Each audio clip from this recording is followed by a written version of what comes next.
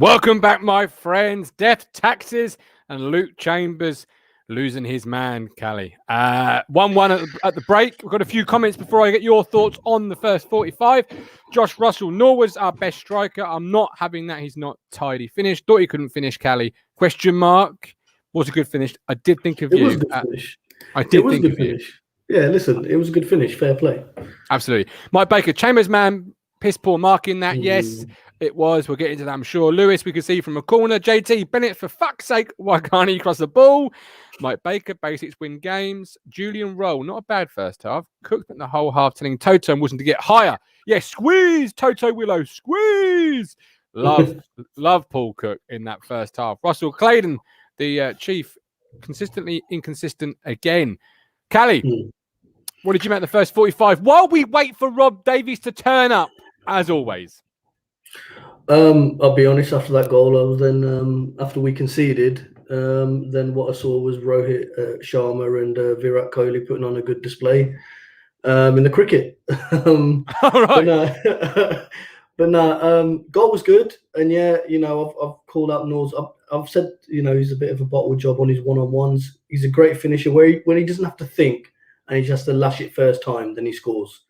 When he has a bit too much time on the ball, then he seems to make a mistake. But great goal, great ball from Edwards as well. And we had our tails up. We looked like we could do something, but in typical Ipswich fashion, we didn't. We kind of took our foot off the gear, foot off it a bit. We just slowed it down a little. Yeah, I want to be positive because I think it was a really good first half in patches from us. Anybody listening to the game or watching the game with the commentary, turn it off. Put on Paul Cook. You will not be sorry you've done that. Honestly, trust me on that one. I sent a message to George, who does our designing, and I said to him when we went to goal up, next goal's key. Because if we get the second one, I feel Portsmouth are going to sort of capitulate a little bit, and it could be a 3 or 4, in my opinion. If they grab it, game's back on, and they're going to have their towels up. And it was true to an extent. Rob's finally here. Welcome in, Rob. Rob, before we get into the more nitty-gritty, what did you make of the first 45 minutes? I thought, both sides, up until we scored, really, had some good play in the middle third, but never really looked like we were going to open anyone up, either of us, really. It was all sort of, one good thing, one step forward, 2 steps back from both teams. And then the only bit of quality in the whole game I thought resulted in our goal. Came inside, lovely little ball, great run, onside, good finish, all of it was quality. And since then, really, we had a bit of the ball, but as soon as they got their equaliser, we were second best from then on. Only fortunately for us, it was only 5 minutes or so. But I don't know. After we concede a goal, we always look on the back foot for the next 10, 15 minutes. I think probably a good time for us to concede just for half time, ironically, because we're not going to be outplayed for the next 15, 20 minutes now. Teams often we could have leaked a second goal. I thought if they'd scored at perhaps 30, 35. It was a really well-worked goal, Kally. James Norwood played in, took his finish instinctively. I think it's too early to say Norwood can't score one-on-ones with funny gifts and whatnot, because one swallow don't make a summer, but it's equally not the right time to double down and say he can't, because he just did. You're right at the start of the show. You said he instinctively, when he hasn't got a time to think about it, like today's finish, really good. But I've seen him miss enough one-on-ones in the past to know that he does do it quite often. It's where you just got to run onto it and lash at it, to have a quick shot. Even where was it? Was the Accrington game? Was it the Accrington game when he scored? We could have been 3 or 4-0 up at half time or something. I can't remember. I know it was the Oxford game when he hit the post. Well, no, there was a Accrington. I think we could have been well clear, couldn't we? Yeah. Yeah, and I think basically his goal was that header, wasn't it? The hardest chance of them all. The other ones he had in front of the keeper. He seems to overthink it. But listen, fair play. And as Lee says, finish. Finish. It was a good finish. It was a good finish. Hit it first time. Great ball from Guv Edwards. Like Rob said, it was a great move all around. It was the best move of the game. The other move that come close was right at the beginning with Bennett's. And then he just, I think he then played it out to the wing, out wide to Guv Edwards. And then you heard Cook saying, "Be braver, Bennett, be braver. Believe in yourself." Yeah, he heard all that. And this is the beauty of hearing Paul Cook, is he's coaching all of the 1 to 11. He's coaching them individually. Be here, move there, move that. Never heard that with Lambert. Never I heard that with I wasn't Taylor. sure if that was Paul Cook there or Sean Dyche, Rob. But cheers for the Yeah, impression. I was just going to say, Martin, if you look in the comments, hold on, let me find it. Mears Craig, which might be the other way around. Craig Mears, 154. Yeah, that one.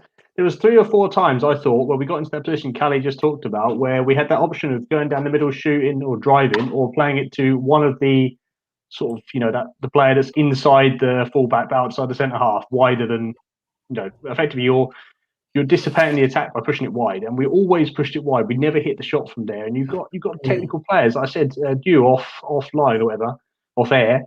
Judge is good enough to, whatever you say about Judge, his technical ability is there, and he can hit a ball, he can place a ball. We saw with that free kick was a very good effort as well. So I think we don't shoot from outside the box. We're guilty of overplaying it. We have been for years, actually, not just under Kirk or under Lambert, for years.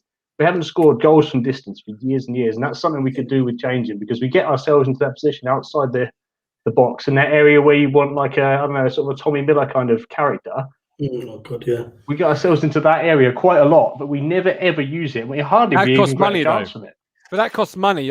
Players who are bold on the ball, players who are because we're a Premier League side picking up players from the lower levels, like that's completely different. But nowadays they cost money.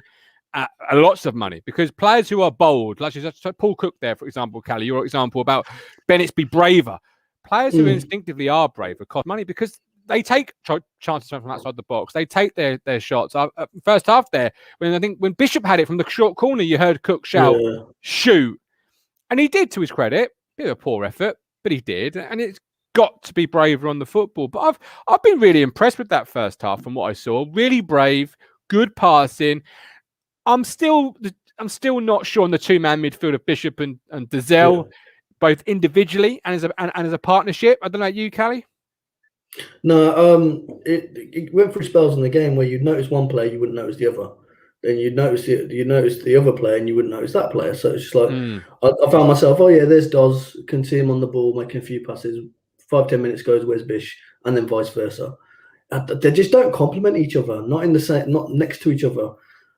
Maybe, I don't know if Scouse has got it on him, but then the only problem is if we bring on Scouse, and I'm a massive fan of Scouse, is he's not going to give you that attacking threat that either Andre or Bish will give you.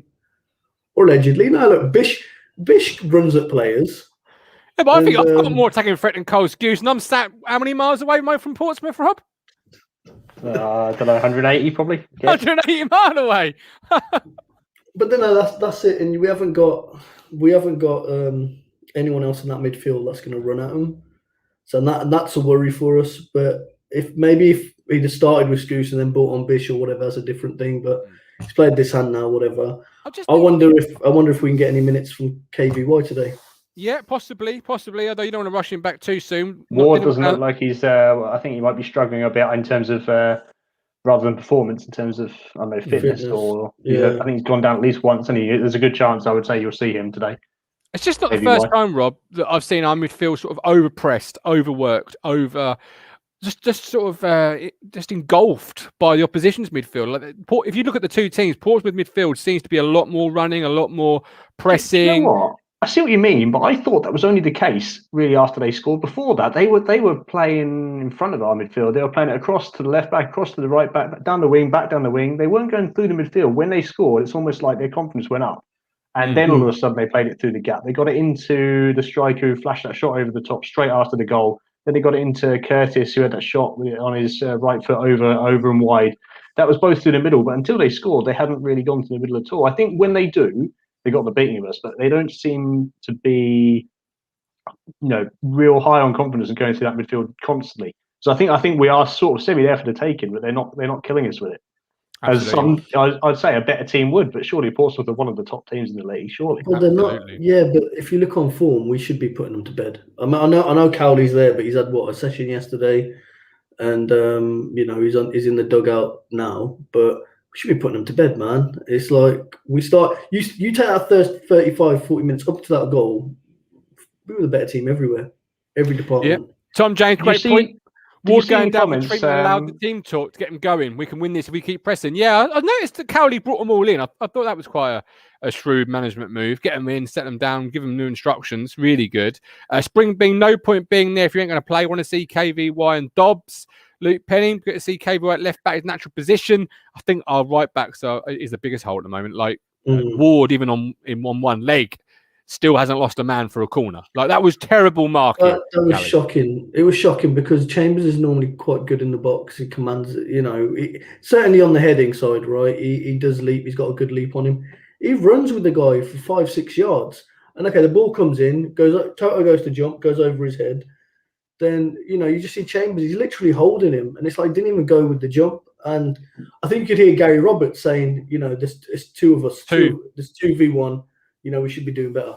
Yeah, it's that cheeky little fade, Rob, that gets Chambers, doesn't it? Because I think it's Tom Naylor, isn't it? He goes with the left as if to go in one way and then goes the other, and Chambers just literally that Marcus Stewart movement at Wembley, innit, where he does the little shimmy back and forth, and he's on the front, and he's in front of him, behind Chambers, him. Yeah, he never recovers, does he? Still trying to find the hook in his mouth because he literally bites on it. He bites hard on it.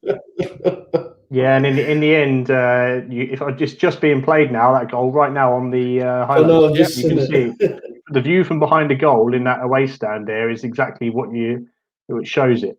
You can see it's just off the back of him, and Chambers has got no idea. You can see the number on Chambers' back. That's never a good thing. What I was going to say, so if you look in the comments there, I think it was Lloyd said that without Norwood, we're a mid-table side. With him, we're a top 6 side.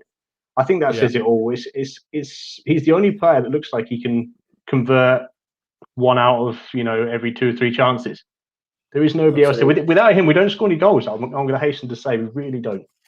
I'd say 1 out of every 5-10 chances, but there's no one else that takes 1 out of every 20, is there? That's the problem. Well, he's by far the best. Enough with Jackson this year to categorically agree with. I don't necessarily agree with that. I mean, Jackson's had a few appearances, a few chances. He's also thrown his toys out the pram. Maybe he wanted to move. I just want to see him head down, earn his position now, nothing else.